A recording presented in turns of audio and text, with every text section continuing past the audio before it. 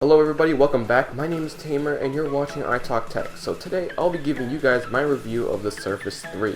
Now don't mistake this for the Surface Pro 3 as this computer is in a totally different ballpark than it. Can we truly say that the Surface 3 is the best of both worlds? Well, without further ado, let's get started.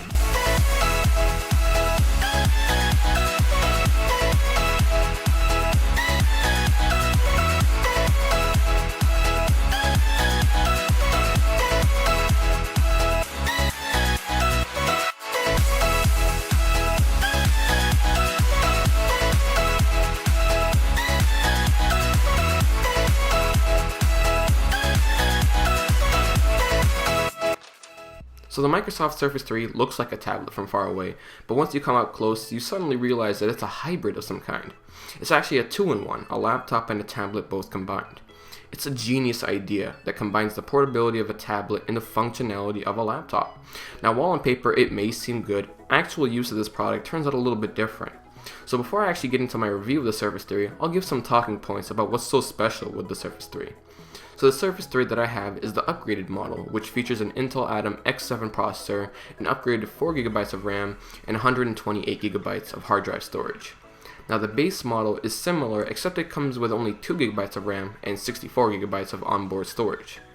So the Surface 3 starts off at $499, and the next model up starts at $599.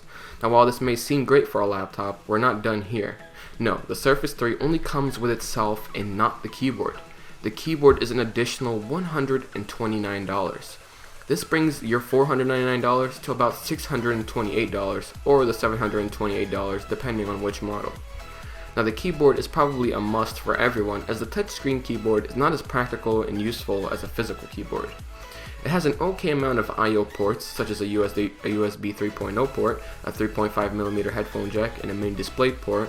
I would have liked to see an additional USB port as one is very limiting to some people, such as myself, but it's just fine for casual connectivity. So let's talk about all the things that I love about the Surface 3 and then move on to the things that aren't so good. So the Surface 3 has a beautiful 1080p 10.8-inch display which looks straight up gorgeous, hands down. Color accuracy is on point and color contrast is well balanced. The Surface 3, unlike the Surface RT, runs full Windows 8.1 out of the box, which means that you get all the features that comes with full Windows. The Surface 3 is also upgradable to Windows 10 when it's released to the public. So now on to the actual use of the Surface 3. Overall, it's a really snappy device that gets things done. The Surface 3 handles basic applications smoothly, but did encounter some lags when using it. It's running on a mobile processor, so it's great for what it is. Since it has a full version of Windows 8.1 installed on it, it can support all the software that you're used to using and be able to run Windows apps from the Microsoft Store as well. It's light and portable and can fit anywhere where a tablet or laptop would have fit. The add-on keyboard is also nice as it folds up against the screen really snugly and is also backlit, making it easier to type in at night. Overall, it's a great solid computer. Now on to the aspects of the Surface 3 that I didn't enjoy so much. So starting off with the actual product, it's good as a laptop, bad as a tablet. So the Surface 3 has a weird dimension, making it very long when holding in portrait mode or very wide when in landscape mode, creating an uncomfortable viewing experience and typing experience. The Surface 3 is also not comfortable to hold as the edges are squared off and begin to dig into your palms when holding it like a tablet. Now the touchscreen is very accurate for the Surface 3, but I don't feel that Windows 8 or 8.1 has been optimized enough yet for full touchscreen use. Some aspects of the UI are easy to use with touchscreen, some just make you really angry. Now the bezel on the Surface 3 is big. This thing is gigantic bezels and it creates an unpleasant viewing experience than it could have been.